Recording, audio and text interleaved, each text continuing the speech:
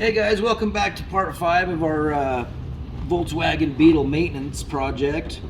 We're going to go ahead and get the carburetor put back on, tune everything up.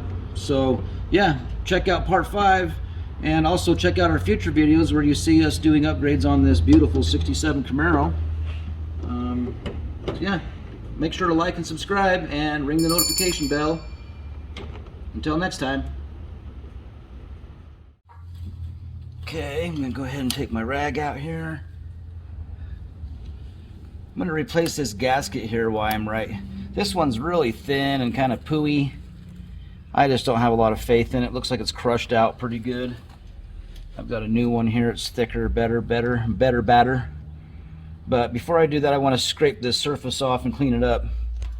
And I'm back with the scraper. I'm going to go ahead and put this back in here and try to work around this here a little bit with the rag in it.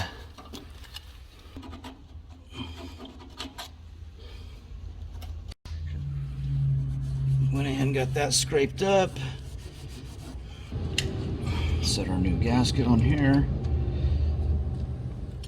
Yep, just like that. The fuel line was on this side to the back.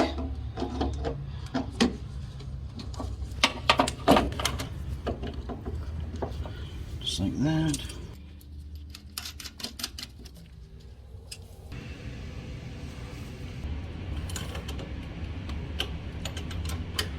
I'm going to work side to side. I'm not just going to tighten one side way down. Get this side snug, this side snug, go back and forth. Get them so they feel about the same. Not too crazy, but just snug. And we can come back after we warm it up. This gasket's going to smash some because of the heat. Will expand and contract. So when it expands, it's going to smash the gasket more. Come back and retorque it after we heat it up and cool it down.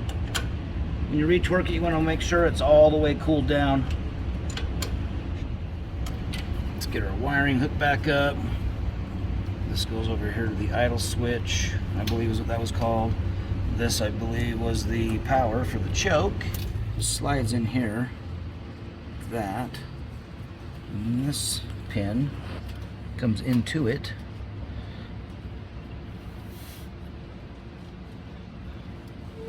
Just like that. Kind of pushing this pin this way, and I can feel that I'm got zero lash, and so when I hit the gas pedal, we should be able to have instant throttle response.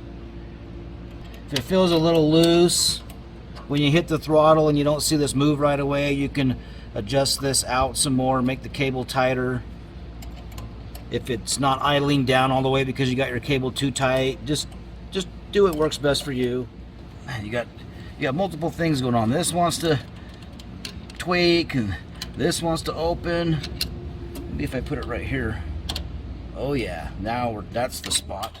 Now we can go inside and have someone press the gas pedal and make sure you're getting full throttle and make sure it responds as soon as he touches the gas. So I'm gonna have Jake go up front and do that. Just barely touch it. Let me see if it starts to move immediately. There, it's moving. Back up. So we feel like we got that lash out of there, and go ahead and put it to the floor. See if I'm getting full throttle. Yeah, you see that butterfly blade down in there? That looks like it's wide open to me. We're gonna go ahead and start it up and adjust our idle and all that from these screws here, and I'll show you how to do that next. Whoa, scared me. So the first thing I'm going to do is go ahead and get this thing warmed up, get it up to running temperature, and then we're going to set the choke before we start setting our idle screws and all that. So now that we got it warmed up and we know the choke's opened up all the way, you're going to want to adjust your choke fast idle screw right here. And so what you do is you take this, you back it away, and then you just want to barely get it right up to it.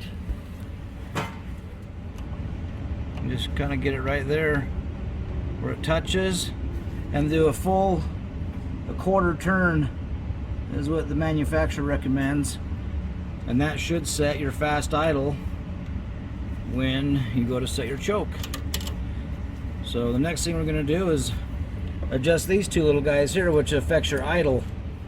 This lower little guy is called the volume control screw, and this bigger one is called the bypass screw, and this controls air and fuel during idle.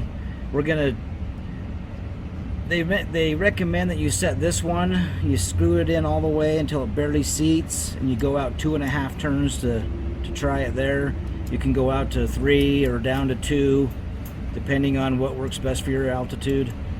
And then after you get that set at 2.5 screws out, then you come up here and you run it back up, and you're going to adjust this screw until you get about 850 to 900 RPM on your tachometer. And then after you've done that, you can go back and readjust this to get your optimum idle as well. So you kind of work back and forth a little bit, and that should be able to set your air fuel mixture at idle. So I went ahead and set up my timing light for a tachometer. So I've got this set about 2.5. Now they want me to do the bypass screw, which is the bigger one.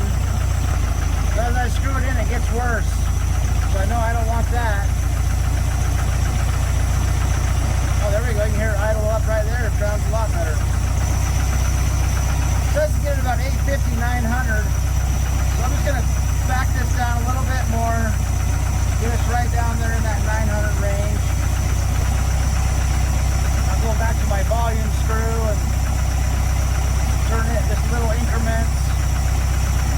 They say you want to get your max idle out of that, out of this little screw.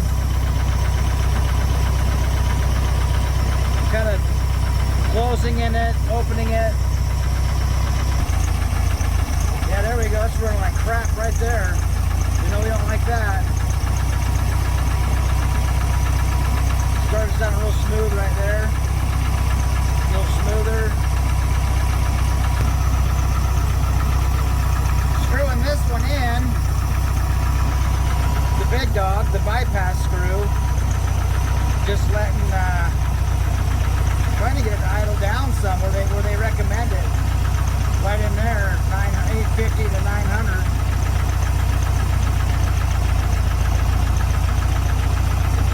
It seemed to,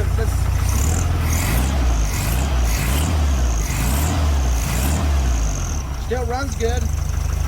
What's nice is the parts that we bought for this, with the gasket and the 2 jets, was only like $23. And the fuel that you're going to save, and the wear and tear on your motor, and how good it's going to run, is so worth the $23. And you can see you don't even have to take the carburetor apart. You just access it from the outside and do your adjustments.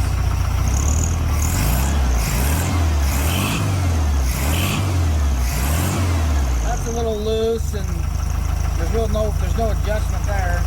Probably could use a new belt. But there you have it. We're sitting right there about 850-ish, 890, wherever. We're happy. Right between 850 and 900. Got good throttle response. So I think we've got it, folks.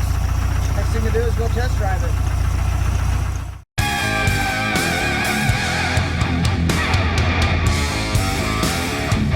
Oh yeah, be sure to like and subscribe and ring the notification bell, because we're giving away $1,000 in cash.